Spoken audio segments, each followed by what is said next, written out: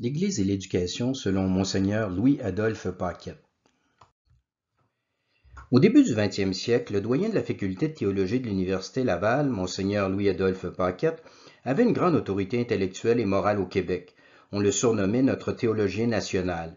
Il a notamment rédigé un remarquable traité en 4 volumes sur le droit public de l'Église. Le tome 2, publié en 1916, portait sur l'Église et l'éducation à la lumière de l'histoire et des principes chrétiens. Monseigneur Paquette défendait le système scolaire québécois contre les impérialistes canadiens-anglais qui voulaient créer un ministère fédéral de l'éducation pour imposer dans tout le pays une école nationale, anglophone et non confessionnelle.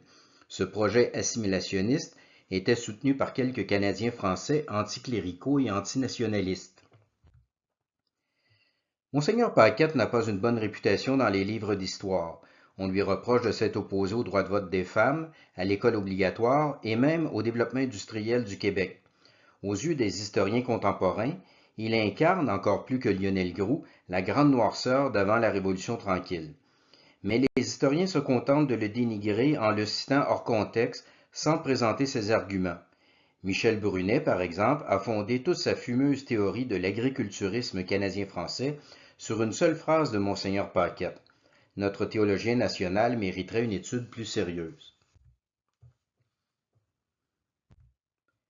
Monseigneur Paquette rattache l'étatisme scolaire à la conception païenne de l'éducation.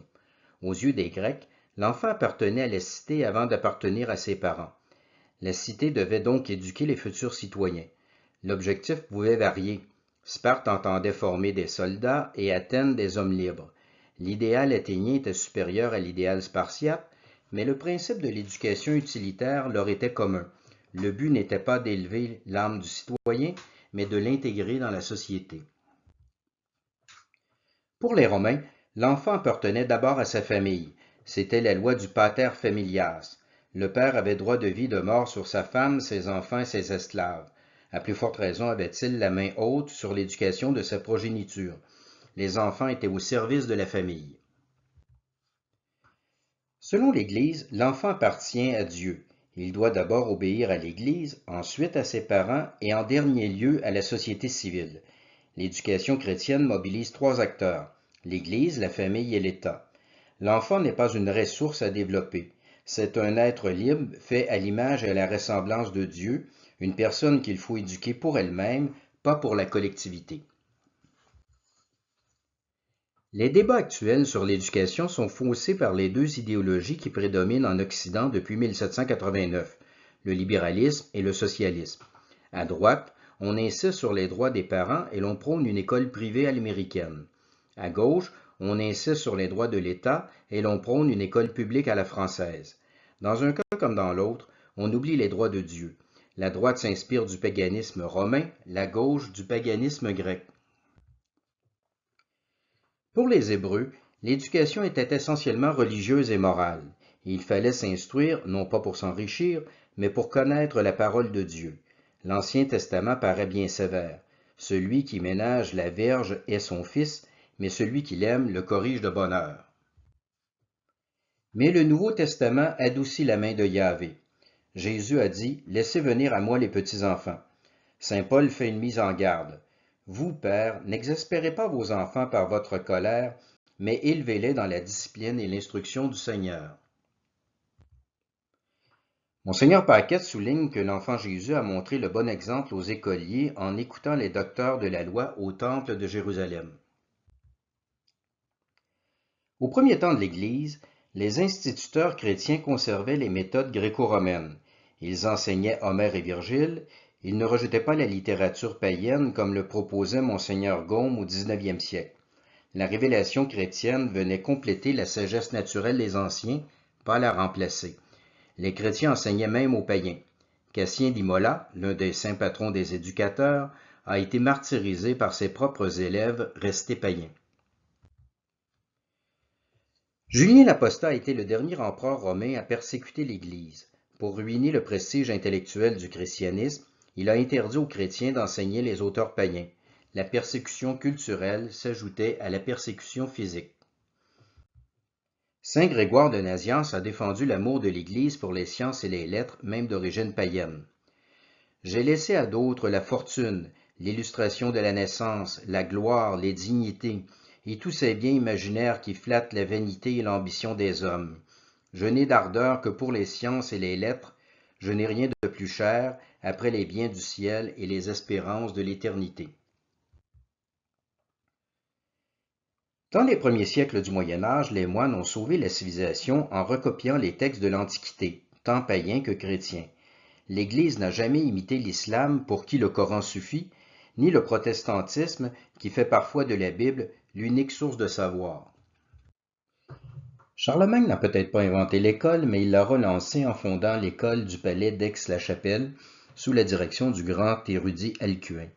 L'école palatiale formait les fonctionnaires impériaux, mais aussi les maîtres qui ouvriront d'autres écoles dans toute l'Europe. La Renaissance carolingienne des 8e et 9e siècles a redécouvert la civilisation gréco-latine, mais sans revenir au paganisme, contrairement aux humanistes de la Renaissance italienne du 16e siècle.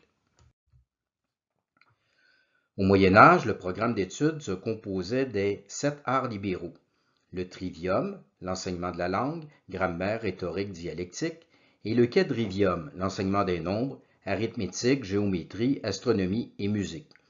Les arts libéraux, c'était le savoir des hommes libres qui menaient à une vie intellectuelle, par opposition aux arts serviles, c'est-à-dire aux métiers manuels des artisans. L'éducation médiévale était plus diversifiée que l'éducation antique, car les sciences et la musique se rajoutaient à la littérature. L'éducation a reculé après la dislocation de l'Empire carolingien au 9e et 10e siècle, mais l'Église poursuivait son œuvre. Les conciles demandaient aux évêques d'organiser des écoles de littérature sacrée et profane. Chaque paroisse devait avoir un clerc enseignant. Il y avait aussi des maîtres laïcs, parfois nomades. Le temps des croisades marque l'apogée de la civilisation médiévale. Les écoles épiscopales, monacales et paroissiales étaient nombreuses et bien organisées. Le troisième concile du Latran demandait aux évêques d'instruire gratuitement les enfants pauvres. On estime que le taux d'alphabétisation était d'environ 1% dans l'Antiquité, de 7% au Moyen Âge et de 20% à la fin de l'Ancien Régime. Les monastères restaient à l'avant-garde de l'éducation. Au XIe siècle, l'abbaye bénédictine du Bec-et-Loing en Normandie était une école modèle. Dans la célèbre école du Bec, écrit Monseigneur Paquette, c'était le même souci des graves devoirs de l'éducation, le même zèle religieux à former l'esprit et le cœur des enfants. On s'efforçait de leur inspirer des sentiments de foi et d'honneur, on n'omettait pas de leur apprendre les règles de politesse. Pour les corriger, on préférait aux rigueurs de la verge les influences persuasives de la douceur et de la raison. On considérait les enfants comme un métal qui ne se façonne pas avec le marteau seul, mais qu'il faut travailler et polir avec des instruments plus doux. Les anticléricaux associent souvent l'ancienne éducation catholique au châtiment corporel. Monseigneur Paquette souligne qu'on les remettait en question dès le Moyen Âge, du moins à l'école du Bec. La plupart des pédagogues catholiques du XVIIe siècle disaient la même chose. Les très austères jansénistes de Port-Royal condamnaient eux-mêmes les punitions corporelles. L'éducation catholique à la baguette est une légende. Les châtiments corporels n'ont été, de tout temps, que le fait des mauvais éducateurs qui portent un regard trop sévère sur la nature humaine. Le Moyen Âge a donné naissance aux universités. Bologne en 1088, Oxford en 1096 et Paris en 1200. Ce type de maison d'enseignement supérieur n'existait pas dans l'Antiquité. Le christianisme a surpassé encore une fois le paganisme. Les universités médiévales étaient très indépendantes, non seulement des rois, mais également du pape. La science refusait de se soumettre au pouvoir, mais elle refusait également de se séparer de Dieu. Toutes les disciplines étaient subordonnées à la théologie. Monseigneur Paquette souligne que la méthode expérimentale n'est pas apparue dans les temps modernes. Elle existait déjà au Moyen Âge. Albert le Grand et Roger Bacon consignaient soigneusement toutes les étapes de leurs expériences biologiques. Le dominicain Vincent de Beauvais a rédigé une encyclopédie bien avant Diderot. Le Speculum Maius se divisait en 4 parties: nature, raison, histoire et morale. Les médiévaux distinguaient les disciplines scientifiques tout en les subordonnant à la science suprême, la théologie. Deux œuvres magistrales ont illustré l'époque médiévale, la Somme théologique de saint Thomas d'Aquin et la Divine Comédie de Dante. La Renaissance italienne et la Réforme protestante ont ramené l'idée païenne de l'État éducateur. Érasme et Luther demandaient aux princes de réformer l'Église et d'éduquer le peuple. Ils jetaient ainsi les bases de l'État totalitaire. On prétend que le protestantisme a favorisé l'éducation parce qu'il encourageait le peuple à lire la Bible. En réalité, la Révolution protestante a fait reculer le taux d'alphabétisation en détruisant les monastères qui instruisaient gratuitement le peuple. C'est plutôt l'invention de l'imprimerie qui explique la hausse du taux d'alphabétisation dans les temps modernes. Au Moyen Âge, l'apprentissage de la lecture n'était pas vraiment utile car les livres étaient trop rares. De toute manière, l'Église catholique n'a jamais interdit aux fidèles de lire la Bible. Cette légende vient des protestants. L'Église interdisait seulement de lire les Bibles éditées par les protestants parce qu'ils en déformaient le texte. Le Concile de Trente ordonnait aux évêques de diffuser des catéchismes dans leur diocèse. Or, la lecture d'un catéchisme exige le même niveau d'instruction que la lecture de la Bible. Les philosophes des Lumières voulaient faire le bonheur du peuple en l'éduquant sous la férule d'un despote éclairé. Mais ce n'était pas pour élever les âmes, c'était pour former des travailleurs disciplinés et efficaces. Sous l'influence des gallicans, des jansénistes et des philosophes, les rois de France, d'Espagne et du Portugal ont forcé le pape à supprimer la Compagnie de Jésus en 1773. L'Église perdait ses meilleurs éducateurs. La franc-maçonnerie avait maintenant le champ libre. La Révolution française a fait chuter le taux d'alphabétisation en supprimant les congrégations enseignantes. Il faudra attendre la renaissance de l'Église au milieu du 19e siècle pour que la France retrouve le niveau de littératie de 1789. En 1806, Napoléon Bonaparte a créé l'Université impériale. C'était une sorte de ministère de l'Éducation nationale. Le clergé y avait une certaine place à cause du Concordat de 1801, mais l'institution s'inspirait surtout de la philosophie des Lumières. L'instruction publique était, en définitive, contrôlée par la franc-maçonnerie. La Restauration a malheureusement conservé l'héritage de la Révolution en matière d'éducation. L'Université royale gardait l'esprit libéral de l'Université impériale, mais l'Église a néanmoins reconstruit un réseau scolaire en marge du système maçonnique de l'État. En 1850, la loi Fallou a institué un compromis. L'Église contrôlait l'instruction publique au niveau primaire, mais l'État gardait la mainmise sur l'enseignement secondaire et supérieur. Le chef politique de la bourgeoisie libérale, Adolphe Thiers, avait conclu ce pacte entre l'Église et l'État dans une optique voltairienne.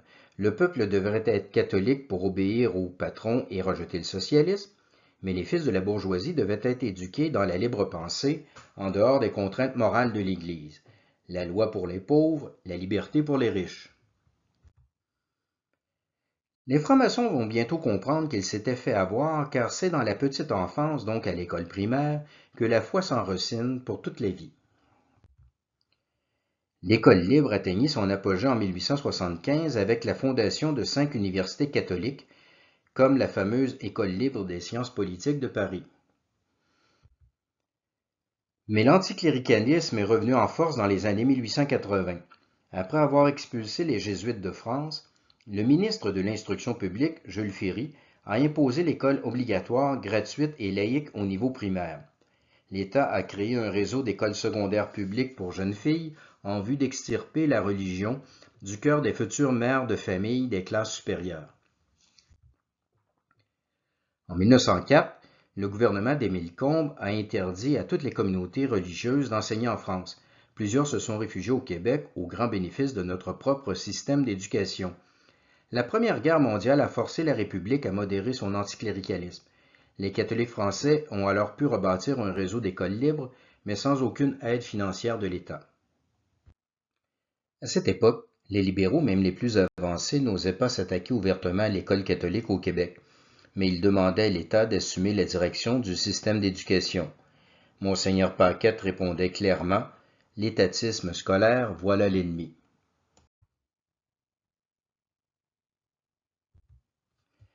Pour Monseigneur Paquette, l'éducation religieuse et morale de l'élève prime sur sa formation intellectuelle, professionnelle et civique. L'ineffable Jean-Jacques Rousseau est le premier apprenti sorcier qui ait songé à séparer l'instruction profane de l'éducation religieuse. Partant du principe que l'homme est bon par nature et que c'est la société qui le corrompt, Rousseau prônait une éducation non directive. L'enfant devait découvrir par lui-même les lois de la nature. Quant aux lois morales, il pourrait les élaborer à l'âge adulte. Le maître était un accompagnateur plutôt qu'un instructeur. L'Émile, publié en 1762, a jeté les bases de la pédagogie dite moderne. Les enseignants savent bien par expérience que c'est une vision utopique, mais le rousseauisme imprègne néanmoins les programmes actuels du ministère de l'Éducation. De nos jours, on l'appelle pédagogie socio-constructiviste. Les termes changent, mais l'idée reste la même. L'enfant posséderait en lui-même un savoir que l'enseignant doit faire émerger par la maïeutique de Socrate. Le rôle du maître n'est pas de transmettre des connaissances à l'élève, mais de l'aider à accoucher d'une science infuse. Le panthéisme est à l'origine de ce mauvais raisonnement. Si l'homme est une parcelle de Dieu, comme le pensent les païens, il a donc l'omniscience de Dieu. En redécouvrant sa divinité par un processus initiatique, l'homme accédera aux savoirs qui sont cachés en lui-même. L'enseignant n'est plus un réservoir de science, mais un guide spirituel, une sorte de gourou. La pédagogie libérale est loin d'être libre. Elle rejette le principe d'autorité, mais pour le remplacer par un principe de manipulation. En d'autres mots, la pédagogie maçonnique s'est substituée à la pédagogie catholique. Aucun système d'éducation n'est religieusement neutre. Il s'inspire toujours d'une religion ou d'une idéologie, si l'on préfère, c'est-à-dire d'une vision globale de l'homme et de l'univers. Cette doctrine peut être officielle, comme dans les écoles catholiques, ou secrète, comme dans les écoles soi-disant laïques. Elle structure néanmoins tout le projet pédagogique. Pour Monseigneur Paquette, la vérité vient d'en haut et non de l'intérieur. L'homme ne saurait répondre à l'appel de son Créateur si des leçons appropriées ne l'instruisent des vérités qu'il faut croire et des préceptes qu'il faut observer. En vertu de la loi naturelle, l'autorité éducative appartient d'abord aux parents. L'Église a toujours respecté ce principe. C'est pourquoi elle refuse de baptiser les enfants sans l'accord des parents, sauf en danger de mort. Mais les pédagogues modernes ont transféré à l'État le devoir d'éduquer les enfants sous prétexte du bien commun de la société. Ils oublient que l'État ne peut pas actionner le ressort fondamental d'une bonne éducation, soit l'amour de l'enfant. C'est pourquoi les parents, aussi imparfaits soient-ils, peuvent mieux éduquer leurs enfants que des pédagogues professionnels.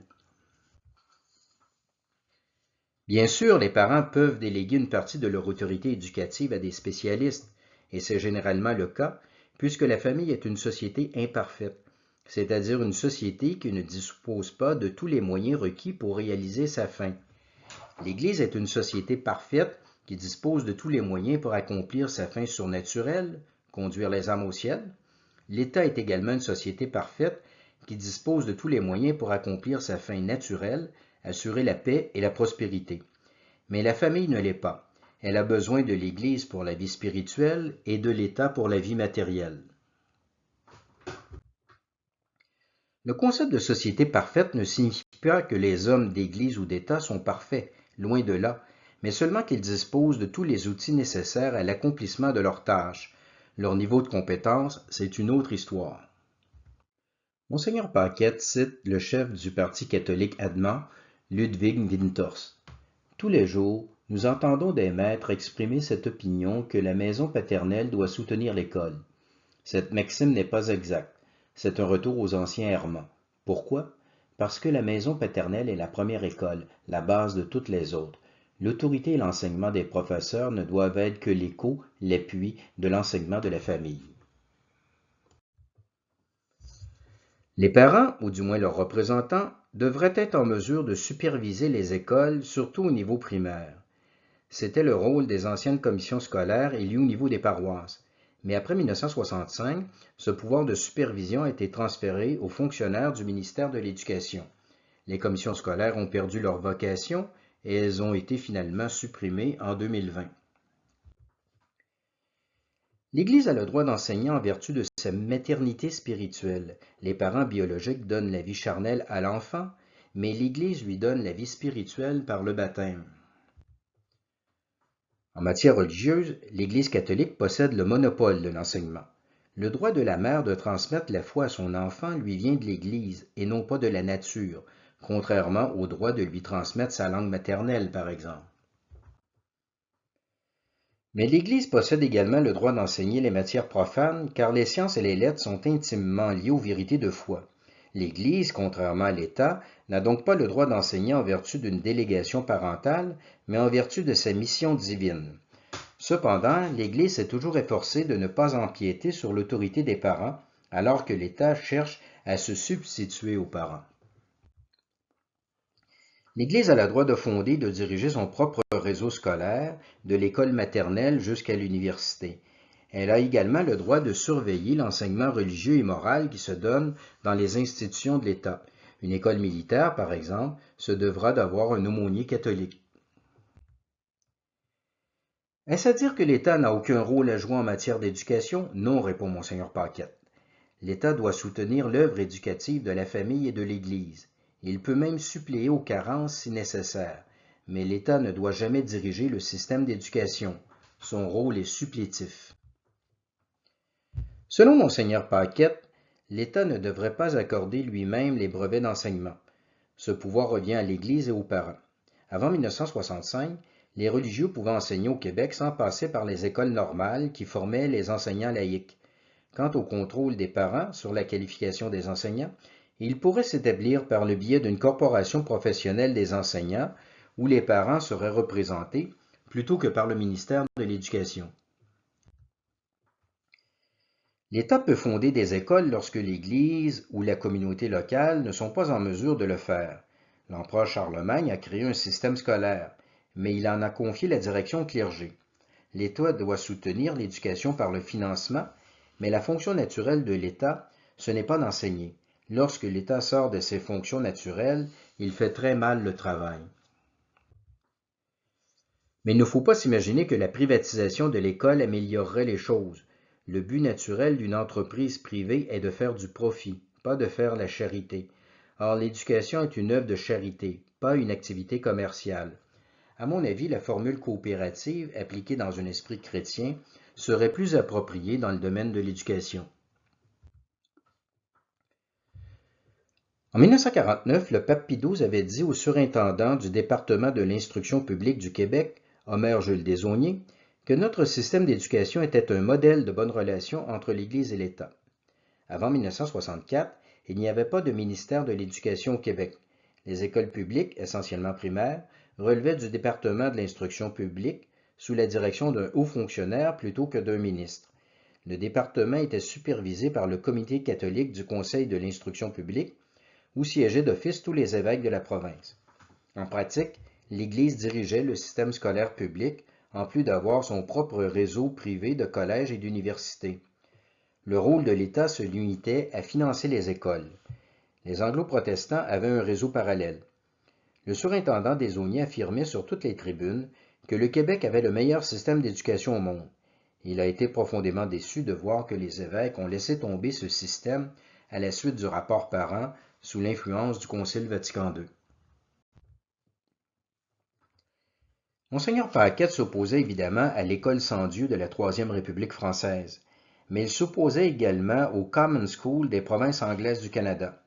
C'étaient des écoles chrétiennes, mais non confessionnelles, qui dispensaient un enseignement religieux et moral écuménique fondé sur le plus petit commun dénominateur des églises protestantes. On pouvait parler de la Bible, enseigner les 10 commandements et réciter le Notre Père, mais il fallait éviter tous les sujets controversés entre les protestants et à plus forte raison entre les protestants et les catholiques. On pouvait parler de Jésus, mais pas de Marie. Or, l'école, nous dit Monseigneur Paquette, doit être intégralement catholique.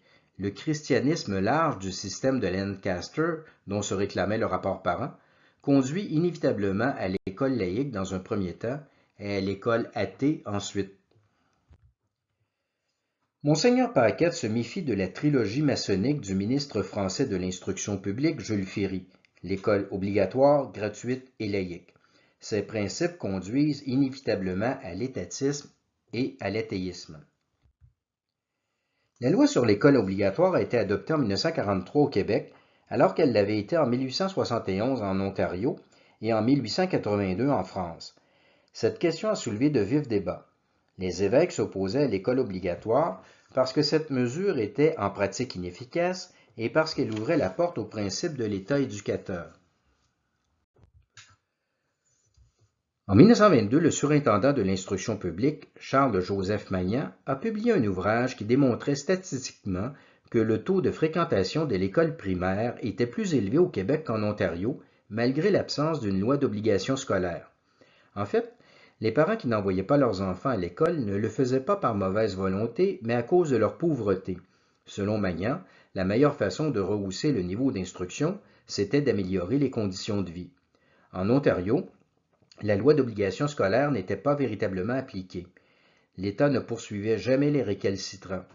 Aucun juge n'aurait été assez cruel pour condamner à l'amende un père de famille pauvre qui devait faire travailler ses enfants à la ferme ou à l'usine. Le même phénomène s'est constaté dans les autres pays. La moitié des jeunes abandonnaient l'école avant l'âge fixé par la loi d'obligation scolaire en 1943, soit 14 ans. Mais la loi n'a pas fait augmenter subitement le nombre d'élèves dans les salles de classe et l'on ne pouvait pas poursuivre en justice la moitié de la population. La loi envoyait un message, elle présentait un idéal, mais les contrevenants n'étaient jamais sanctionnés. En 1960, presque tous les Québécois complétaient maintenant leurs études primaires. Mais ce progrès découle de la prospérité économique de l'après-guerre, bien plus que de la loi de l'obligation scolaire. Selon Mgr Paquette, le principe de l'obligation scolaire était dangereux parce qu'il reposait sur l'idée que l'État devait prendre en charge l'éducation du peuple. L'Église a toujours été en faveur de l'éducation. Elle instruisait gratuitement les enfants pauvres dès le Moyen Âge. Certains États catholiques ont parfois imposé l'école obligatoire pour combattre l'ignorance religieuse du peuple. Le roi Louis XIV l'a fait dans les régions protestantes après la révocation de l'édit de Nantes en 1685. Le très catholique président de l'Équateur, Garcia Moreno, l'a fait en 1869. L'école obligatoire est une question d'opportunité plutôt que de doctrine, mais tout dépend de l'esprit dans lequel on veut l'imposer. Or, il faut constater que l'obligation scolaire a été plus souvent décrétée par des ennemis que par des amis de l'Église. Pensons à Frédéric II, le despote éclairé de la Prusse, tant louangé par Voltaire. Si l'État oblige les enfants à fréquenter des écoles non catholiques, il viole les droits surnaturels de l'Église et les droits naturels des parents. Et même s'il obligeait les enfants à fréquenter des écoles catholiques, il empiéterait sur l'autorité parentale. Au Québec, les curés encourageaient les parents à faire instruire leurs enfants, surtout après la triste guerre des éteignoirs de 1846, lorsque des paysans ont brûlé des écoles pour protester contre la taxe scolaire. Mais l'Église renonçait aux moyens de coercition. L'autorité parentale était un principe sacré. Mgr Paquette écrivait « L'obligation scolaire, sous la main envahissante de l'État, mène vite à la réglementation de tout le fonctionnement de l'école. L'État peut se croire aisément justifiable de pénétrer dans l'école libre, c'est-à-dire catholique. Il proposera d'abord, puis imposera ses programmes. Il nommera ses inspecteurs, il contrôlera le choix des maîtres, il établira l'uniformité des manuels. Cette réglementation prépare les voies à la neutralité scolaire et peut-être à l'oppression de la race et à l'extinction de la langue. » L'histoire n'a-t-elle pas donné raison à Mgr Paquette? Cependant, Mgr Paquette avançait un argument qui pouvait être vrai en 1916, mais qui ne tient plus guère la route de nos jours.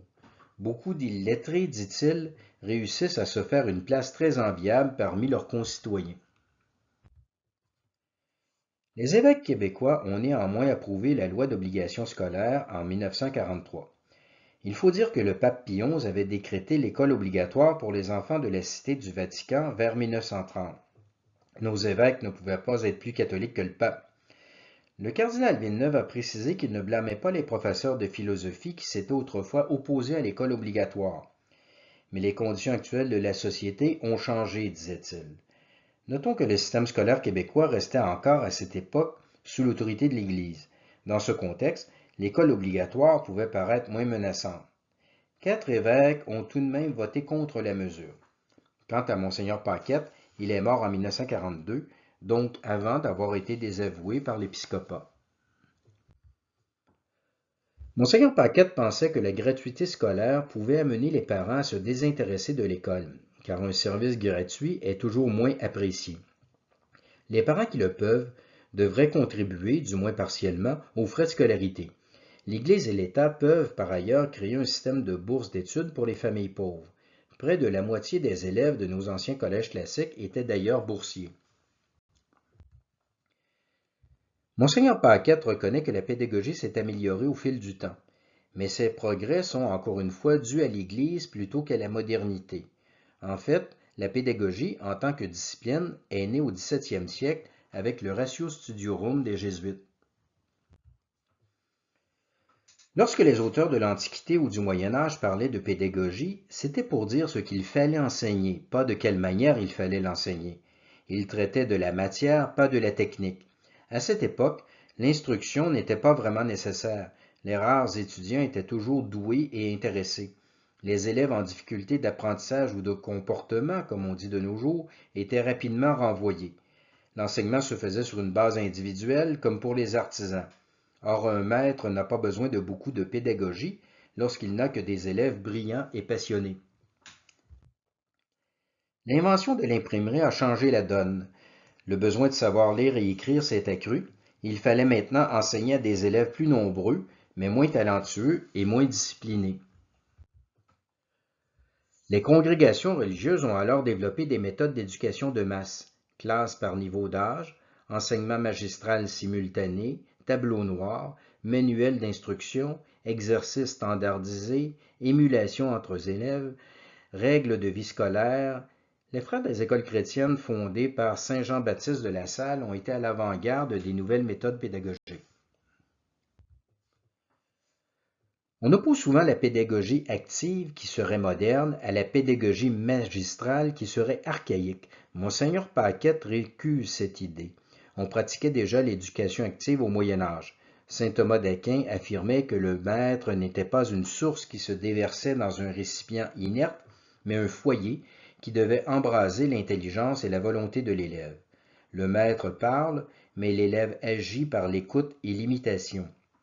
L'enseignement n'est efficace que dans la mesure où l'élève accomplit un effort personnel pour se hausser jusqu'à la pensée du maître. Monseigneur Paquette affirme que la mémoire doit s'appuyer sur la compréhension.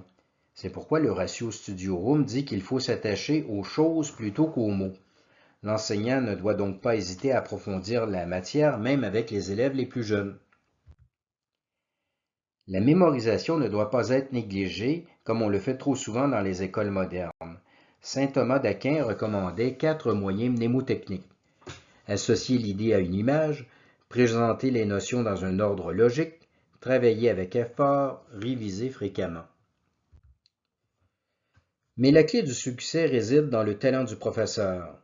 Pour réussir en cet art, nous dit Monseigneur Paquette, il importe que l'instituteur sache retenir l'attention de ses élèves, qu'il exerce sur eux l'empire constant de la parole, qu'il entretienne dans ses rapports avec eux un vif courant, un échange continu de vie intellectuelle et morale. Une discipline ferme et charitable aide à former des jeunes respectueux de l'autorité et fidèles au devoir. Monseigneur Paquette ne condamne pas totalement l'usage des punitions corporelles, tout en admettant que les mœurs ont changé à cet égard. Notre théologien national termine son ouvrage par une défense des humanités classiques. La littérature et la philosophie sont au sommet de la formation intellectuelle et morale. Or, l'Église s'est toujours inspirée des maîtres de l'Antiquité. Homère, Virgile et Cicéron en littérature, Platon et Aristote en philosophie. Les écrivains français du grand siècle, comme Bossuet et Corneille, baignaient eux aussi dans la culture gréco-latine. Les ouvrages de l'Antiquité ne nous apprennent pas seulement la beauté du langage, ils ont des leçons intellectuelles et morales à nous transmettre. Le christianisme a perfectionné la sagesse humaine, il ne l'a pas remplacée. Monseigneur Paquette cite le pape Léon XIII. Si les humanités classiques devaient disparaître des écoles publiques, Que vos petits séminaires et collèges libres les gardent avec une intelligente et patriotique sollicitude. Vous imiterez ainsi les prêtres de Jérusalem qui, voulant soustraire à de barbares envahisseurs le feu sacré du temple, le cachèrent de manière à le retrouver et à lui rendre toute sa splendeur quand les mauvais jours seraient passés. Les barbares dont parlait le Saint-Père, ce sont les pédagogues modernes qui voulaient supprimer le grec et le latin au nom de l'utilitarisme. Ils prônaient trois nouveaux systèmes. Les humanités modernes, fondées sur l'étude des langues vivantes étrangères, comme l'anglais et l'allemand. Les études scientifiques, axées sur les mathématiques, la physique, la chimie, la biologie et les sciences sociales. Le système électif, où l'élève pourrait choisir lui-même les disciplines qui lui conviennent le mieux. Monseigneur Paquette rejette les trois modèles pédagogiques. Le système électif favorise les goûts et les tendances naturelles de l'élève, mais sans lui donner la formation de base et la discipline de travail requise pour les hautes études. Le système scientifique remplit l'intelligence de connaissances disparates, mais il ne développe pas le raisonnement, le jugement et le sens esthétique. Les humanités modernes affirment que les langues vivantes sont plus faciles et plus utiles que les langues mortes. Peut-être, mais c'est justement leur lacune. L'apprentissage du grec et du latin exige plus d'efforts. Les langues anciennes obligent l'élève à sortir du monde contemporain pour se plonger dans une autre manière de voir et de sentir. C'est une gymnastique intellectuelle plus formatrice. Par ailleurs, il est bon d'initier la jeunesse à la culture désintéressée avant de l'astreindre à une formation utilitaire souvent triviale. Monseigneur Paquette écrit « Nous ne pouvons mépriser les trésors des civilisations antiques. Nous avons besoin du passé et nous en vivons. Le Canadien français de race latine, sur son âme rayonne le génie latin qui tend vers l'idéal. Certes, la formation classique restera l'apanage d'une jeunesse d'élite. On nous accuse de vouloir créer une aristocratie en dépit de notre époque et de ses tendances égalitaires. Nous n'y contredirons pas. Ce sont surtout les sociétés démocratiques qui ont besoin de savoir, de littérature, de philosophie, d'éloquence, et de cette supériorité de l'intelligence qui, à défaut de blason, élève au-dessus du peuple certains hommes et place, comme naturellement, l'autorité entre leurs mains. Là est la vraie noblesse. Elle n'habite pas dans des châteaux, mais dans les foyers de la pensée humaine. Résumons la pensée pédagogique de Monseigneur Paquette en quelques points. L'Église a été une merveilleuse éducatrice de peuple. L'éducation religieuse prime sur l'instruction profane.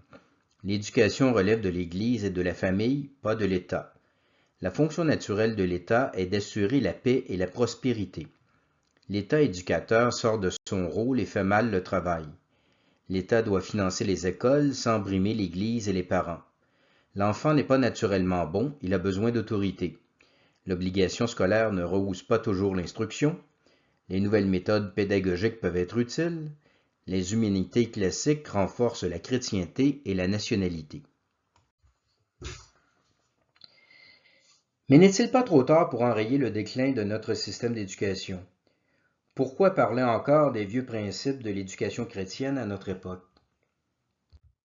À cause de cette maxime de Joseph de Maistre, on peut se remettre de tout, sauf de l'abandon des principes. Salutations patriotiques et union de prière.